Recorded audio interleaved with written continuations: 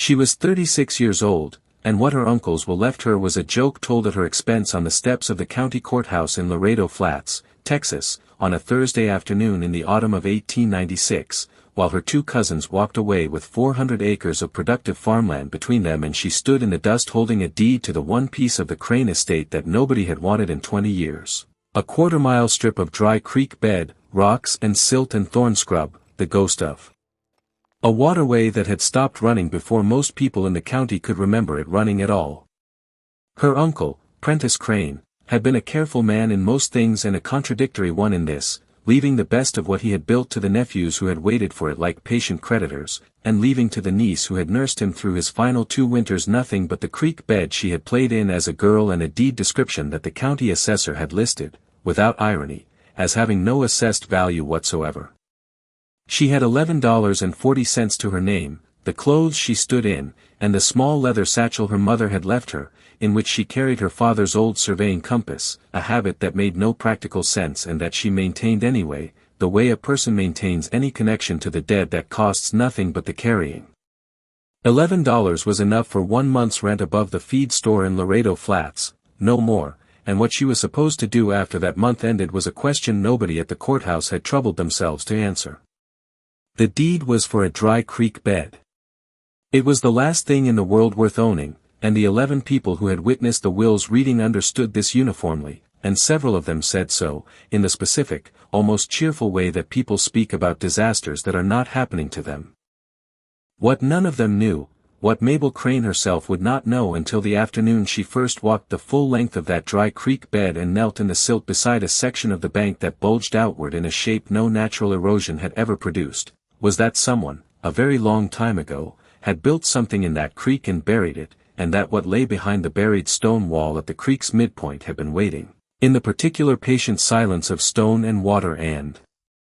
withheld truth, for someone to come and ask the right question of the right piece of ground. Settle in, and let us tell you the story of Mabel Crane. If you have ever been handed the part that nobody wanted and found, in the handling of it, something that everyone else had simply forgotten to look for, tell us in the comments, because this story is yours tonight as much as it is hers. Mabel had grown up between 2 kinds of knowledge that most people in Laredo Flats County kept entirely separate, her father's surveying and her mother's listening. Daniel Crane had been the county surveyor for 11 years before a horse threw him and broke 3 ribs in a way that never healed correctly, leaving him with a chronic pain that ended his field work, and a daughter who had been his field assistant from the time she was 9 and who had developed, through those years of walking the county's difficult terrain with a rod over her shoulder and a notebook in her hand, an eye for the ground's actual surface that went considerably beyond what most adults possessed. Daniel taught her to read a landscape the way a physician read a patient, looking at the surface for what it told you about what lay beneath, understanding that the way water had once moved through a piece of country left marks that persisted long after the water itself was gone, that a dry valley still told you, to a trained eye, the story of the river that had shaped it, and that the shapes left by human intervention in a natural waterway were different in kind from the shapes left by time and weather alone, different in the specific way that intention was different from accident. He showed her how to identify the ghost of an old channel in the vegetation pattern of a dry bed, how to recognize regrading that had been done by hand rather than by flood, how to see in the particular angle of a bank's slope whether the land had settled naturally or been moved and restacked. She absorbed all of this the way children absorb the knowledge that shapes them most deeply, not as lessons but as a way of seeing, a habit of the eye that became so ordinary she barely noticed it was unusual until she encountered adults who had lived their whole lives in the same landscape without ever learning to read what it was telling them. Her mother, Louise Crane, had given her a different but complementary inheritance, which was the ability to listen to what people said in the spaces between what they said. Louise had been the daughter of a circuit judge, and she had grown up watching her father conduct hearings in which the truth of a matter bore, sometimes, a complicated relationship to the testimony offered about it, and she had developed across those years a fine and unsentimental ear for the specific texture of a story that left something important out, the slight over-smoothness of an account that had been practiced, the particular steadiness of a voice that was working hard to stay steady. She had passed this quality to Mabel in the way her husband had passed his surveying eye, not through instruction but through example, through years of quiet commentary on the things people said and the things they didn't, until Mabel found herself, as an adult, unable to listen to most accounts of most situations without hearing, underneath the spoken version, the shape of what the spoken version had decided not to address. It was, as both of her parents turned out to be, more useful than either of them had any reason to anticipate when they were simply living their lives and raising their daughter in the ordinary way. She had spent her 20s teaching school at the county's eastern township, a position she held for 7 years and left when her mother's health began failing, returning to Laredo Flats to help her father manage the household through the slow and ultimately brief process of Louise's decline. Her mother died in the winter of 1888, and her father, whose ribs had never stopped causing him trouble, followed her in the spring of 1889, and Mabel had spent the 2 years after their deaths managing what remained of the modest Crane household until that too was gone, sold to cover debts that her father, who had stopped working before he had intended to and had lived longer than his savings quite accommodated, had accumulated without the precise accounting that his surveying work had always demanded of him. By the time she arrived at Uncle Prentiss's farm to help with his care, in the winter of 1894, she had nothing of her own except the satchel, the compass, and the particular quality of attention her parents had given her, which was not nothing, though it was also not the kind of thing that appeared on any county assessor's list. Prentiss Crane was her father's older brother, a bachelor who had built his farm through decades of careful, unsentimental work and who had never been an especially warm man, though he was a just one in most things, and who had been, in his final 2 years, genuinely grateful for Mabel's company in the way that solitary old men sometimes are when they discover, late, that company is better than its absence. She had nursed him through 2 winters and had managed his household and his accounts with the same patient competence she had brought to everything, and she had not asked and had not been told what the will contained, because it was not her place to ask and because she had trusted, in the uncomplicated way of someone who had given genuine care and expected genuine consideration in return, that Prentiss would not be entirely unjust. She understood, standing on the courthouse steps with the deed in her hand, that she had been wrong in this trust, and she understood it with the specific, clean clarity of someone who has been wrong about something important and is not going to spend time wishing they had been right, because wishing accomplished nothing and the question of what she was going to do remained exactly as urgent regardless of how she felt about the answer. She walked the creek bed for the first time the morning after the will's reading, leaving the feed store room before the sun was fully up, carrying her father's compass out of habit and her mother's surveying notebook because she intended to record whatever she found, the way Daniel had taught her to record everything before drawing any conclusions about what it meant. The creek bed was a 1/4 mile of dry watercourse running roughly east to west along the southern edge of what had been the Crane property, and it was, as advertised, entirely dry. Its channel cut to a depth of perhaps 3 feet at the center and its banks grown over with the thornscrub and dried grass of a waterway that had been without flow for long enough that the vegetation had completed its takeover of the exposed gravel and silt. She walked it from east to west at first, taking notes in the way her father had taught her, recording the bed's width and depth at regular intervals, the character of the exposed substrate, the angle of the banks, the vegetation pattern along the edges. She was doing this not because she expected to find anything useful but because recording was what she did when she did not yet know what she was looking at, and the discipline of recording kept her mind from running ahead of the evidence to conclusions she had no basis for yet. It was on her second pass, walking west to east with the morning sun behind her, that she noticed the bulge. It was in the northern bank, roughly at the creek's midpoint, a section perhaps 12 feet wide where the bank's profile departed from its otherwise consistent slope in a way that suggested, to an eye trained to distinguish between natural and human-made contours, the presence of something behind the earth that was holding it outward from within. She had seen this kind of profile before, in her father's company, in 2 different contexts, behind old retaining walls that had been buried by subsequent erosion, and behind the collapsed remnants of old mill dams that the creek's banks had slowly swallowed over decades of sediment accumulation. The bulge in the northern bank of the Mabel's dry creek was of the second kind, she thought, the kind that came from something structural buried in the bank itself, something that had been built rather than deposited. She spent the rest of that morning on her knees in the dry silt, scraping carefully at the base of the bulge with a flat stone, exposing the first courses of cut limestone blocks arranged in the regular horizontal pattern of deliberate construction, and understanding, with a quickening that was not quite excitement and not quite fear but some compound of the two, that she was looking at a wall. She did not dig further that first day. She went back to her room and wrote up her notes and drew the profile of the bank section in detail, and then sat with her father's compass in her lap and thought about what a limestone wall buried in the bank of a dry creek bed might mean, and what it might once have done, and why it might have been buried rather than simply abandoned. The thinking took most of the afternoon. By evening she had two possible explanations, one innocent and one not, and both of them required more investigation before she could determine which was correct, and both of them, if the less innocent one proved to be the case, had implications that reached considerably beyond the question of what had happened to 1/4-mile strip of dry creek bed in Laredo Flats County. She spent the following week digging, working 2 hours each morning before the heat became prohibitive and 2 hours each evening after it had begun to ease, using a short-handled spade she borrowed from the feed store owner without explaining what she intended to do with it. What she uncovered, course by course, was a diversion dam, a structure built of cut limestone and hydraulic mortar approximately 6 feet high and 12 feet wide, set at a slight angle across the full width of the creek channel and designed, as her father had taught her to recognize such structures, to redirect the flow of a watercourse rather than to block it entirely, deflecting water into an adjacent channel while leaving the downstream bed dry.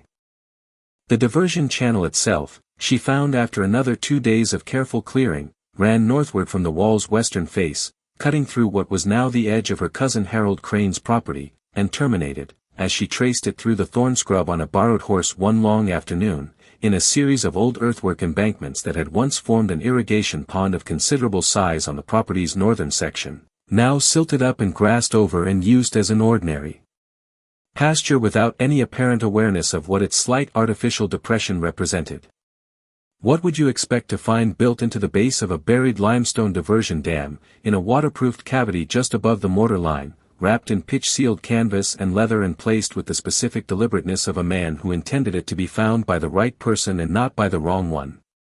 Whatever your imagination offers, we can tell you that what Mabel Crane found on the 7th morning of her digging, when her spade struck the leather casing and she understood immediately from its shape and its placement that it was not accidental, was not gold, though it would prove, in the end, to have considerably more value than gold to the 70-odd families who farmed the downstream county and had been farming it through 20 years of increasingly unreliable water, blaming drought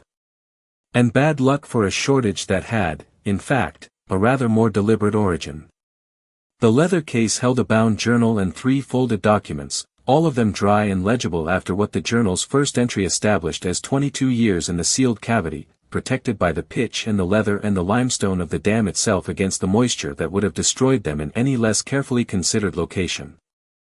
The journal had been kept by a man named Aurelio Vasquez, who identified himself in the opening pages as the county's water rights commissioner from 1869 to 1874, and who had built this dam, as he explained in careful, exact prose, not on his own initiative but under contract to a land speculator named Cormac Dillard, who had hired him in the winter of 1873 to divert the creek's flow northward into an irrigation pond on the Dillard property's northern acreage, representing the project to the county as an improvement to his own land's water management rather than as what it actually was, which was the deliberate dehydration of the downstream watershed. Dillard had paid Vasquez well for the construction and better for his silence, and Vasquez had kept the silence, as his journal explained, with the increasing self-condemnation of a man watching the consequences of his complicity unfold over years, watching the farms downstream lose their reliable water one dry season at a time, watching families sell out at distressed prices to a buyer who appeared, with suspicious regularity, at exactly the moment their wells failed, a buyer whose name, which Vasquez recorded in the journal's later pages with the specificity of a man who had decided his conscience required documentation even if it was too late for courage, was Clement Aldrich, and whose accumulated holdings in the downstream watershed by the time the journal's final entry was written, in the autumn of 1874, constituted the largest private landholding in the county and had been assembled, as Vasquez's careful accounting made plain, for prices that reflected the value of land without reliable water rather than the value of land with it, which was to say for prices that reflected a drought that was not a drought at all but a theft. The 3 folded documents were Vasquez's corroborating evidence, the original contract Dillard had signed with him for the dam's construction, which named the diversion's purpose specifically, a letter from Dillard to Aldrich, dated 6 months after the dam's completion, referring to the arrangement between them and to the first of the distressed-price land purchases that followed, and a county water rights record in Vasquez's own official hand, showing the creek's original certified flow rate and the downstream irrigation rights attached to it, rights that had been legally registered by the downstream families in the 1860s and that remained on the books, unextinguished, in the county records office, because no one had thought to challenge them, there being no water to dispute the rights to. Vasquez had sealed these documents in the dam because, as his final journal entry explained in the plain, exhausted prose of a man who had run out of either courage or time or both, he could not bring them forward himself without destroying what remained of his own reputation and his family's, and because he believed, with the slightly desperate faith of someone who has made a very bad bargain and knows it, that the dam would eventually be found when the creek was eventually investigated, and that whoever found it would know what to do with what was inside it. The man he had built the dam for, Cormac Dillard, had died in 1881, but Clement Aldrich was very much alive, and was, Mabel understood with the specific unease of a person who has just located both a problem and its cause, the most powerful landowner in Laredo Flats County and the man who currently employed, as his personal attorney, the same lawyer who had filed the will that had left her the dry creek bed. She spent one day with this knowledge before deciding that spending a second day on it would not improve her position, and then she rode to the county seat and presented herself, with the journal and the 3 documents and the notes she had taken during her excavation, to the Territorial Water Rights Office, which was administered by a federal deputy commissioner named Augustus Reyes, who was not from Laredo Flats County and who owed nothing to Clement Aldrich and who read everything she placed before him with the focused, careful attention of a man who understands that what he is reading will require him to work harder than he had planned to work that week. Clement Aldrich heard what she had done before the week was finished, because information in Laredo Flats County moved faster than horses when the information was sufficiently alarming to the right people, and he came to her feed store room on a Saturday morning with 2 men she did not know and the specific courtesy of someone who has decided that courtesy is still the better opening position. He offered her money, a sum that was, she noticed, considerably larger than the assessed value of the dry creek bed, which told her, as Edmund Callow's offer had told Vera Hollis in a story we might tell another day, that the thing she held was worth considerably more than the thing being offered for it. She thanked him for his consideration and told him she would be in touch, and she was in touch the following Monday through Augustus Reyes's office, which had by then already dispatched a letter to the county district court requesting an emergency hearing on the water rights of the downstream families whose certified irrigation rights had been effectively nullified by the diversion Vasquez documents described. The hearing took 4 weeks to convene and 2 days to conclude. Clement Aldrich's attorneys were capable and experienced and argued, with considerable technical sophistication, that the dam had been built 22 years ago by a man now dead on a contract with another man also dead, and that the passage of time and the change of ownership in the intervening years complicated any straightforward assignment of current liability. The Territorial Water Commissioner's Office argued, with the documents, that the downstream family's water rights had never been extinguished, that the diversion that had made them useless was still in place, and that the proper remedy was not the assignment of historic liability but the immediate removal of the dam and the restoration of the creek's certified flow. The judge, who was not one of Aldrich's old friends and who had traveled from the next county specifically to avoid being one, agreed with the latter argument and ordered the dam's removal within 60 days at the responsible landowner's expense, the responsible landowner being defined, in the ruling's most careful passage, as the current owner of the property that benefited from the diversion, which was to say Clement Aldrich's estate. What followed the dam's removal, the actual, physical removal, which took 12 men and 4 days and produced, in the watching families, the specific stunned silence of people observing something they had stopped believing would happen, was not dramatic, because water does not announce its return the way a verdict is announced, but simply moves, gathering itself upstream and running, first in a thin, tentative thread and then in a genuine flow, down the restored channel and into the downstream watershed that had been waiting for it since 1873. Mabel watched from the bank the morning the flow reached the point where her creek bed became the downstream farm's irrigation source, and she watched the water spread into the dry channel in the early light with the same feeling she had had reading Vasquez's final journal entry, the feeling of a thing that had been withheld too long finally moving in the direction it had always been meant to move. Clement Aldrich did not go to prison. The law in 1896 was not well equipped to send a man to prison for a diversion built a generation before his own acquisition of the benefiting property, and his attorneys were skilled enough to ensure that the criminal negligence question was narrower than the documentary record might otherwise have supported.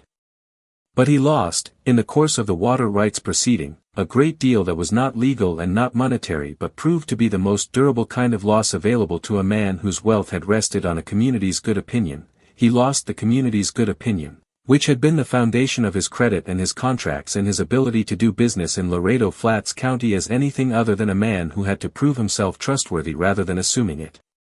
His largest tenant farmers renegotiated their leases at terms that reflected, for the first time, their own understanding of what the land was worth rather than what Aldridge needed them to believe it was worth, and the downstream families, now with reliable water for the first time in 2 decades, found that their land appreciated to values that made Aldridge's interest in buying additional parcels from them economically irrelevant, since they had no reason to sell at any price he was likely to offer.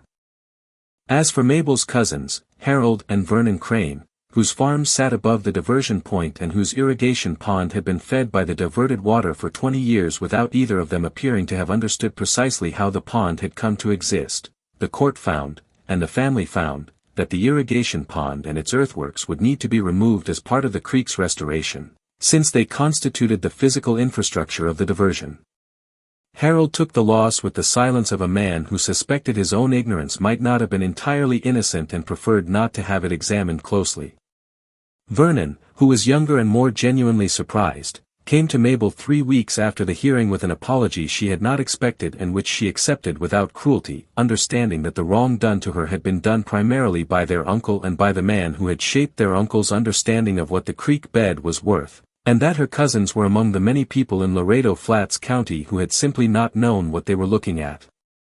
We began this story where we always begin, at the moment when everything looks worst, because that is the moment that reveals the most clearly what a person is actually made of. Mabel Crane had stood on the courthouse steps in Laredo Flats with $11 and a deed to a dry creek bed and the laughter, not unkind but not kind either, of people who had already decided what the deed was worth and what she was worth and had found both quantities negligible. She had walked that creek bed the next morning with a surveyor's compass and a notebook and the habits of attention that 2 good parents had spent her entire childhood installing in her, not because she expected to find anything but because recording was what she did when she did not know what she was looking at, and because her father had taught her that the ground told the truth to anyone who respected it enough to ask. She had seen the bulge in the bank because she had been taught to see it. She had understood what the bulge meant because she had been taught to understand it. She had known what to do with what was inside the wall because her mother had spent years teaching her to hear the shape of what a story left out, and the story of the dry creek bed had left out, from the very beginning, the question of why a creek that had once run reliably enough to generate certified water rights had stopped running at all. She had simply been the first person to ask that question of the right piece of ground. Mabel Crane, who had stood on a courthouse step with $11 and a deed to nothing, became within 3 years the county's first formally licensed female surveyor, certified by the territorial office that had seen what her work and her documentation had accomplished in the water rights case and had found, examining her qualifications, that the experience she had accumulated assisting her father exceeded what most licensed practitioners in the county possessed. She kept the Vasquez journal on the shelf above her surveying table, not as a trophy but as a reminder of what her father had told her when she was 9 years old and first learning to read the ground, that the earth remembered everything that had been done to it, that it kept its record in the shape of its surface and the course of its water and the angle of its banks, and that a careful person with enough patience could read that record as clearly as any document filed in any courthouse, if they knew how to look and were willing to kneel in the silt long enough to find what was there. Thank you for spending this time with us tonight, and with Mabel, and with Aurelio Vasquez, who sealed his conscience in limestone because he believed that the truth, properly protected, could outlast the men who needed it buried. If this story moved you, we would be grateful if you shared it with someone who needs to be reminded that the things everyone else has written off as worthless are sometimes exactly the things that require the most patient and honest attention. And we would love to know, what is a time in your own life when you looked more carefully at something everyone else had dismissed, and found in that careful looking something that changed what you understood about the situation you were in? Tell us in the comments below. We read every single one. Until next time, stay close.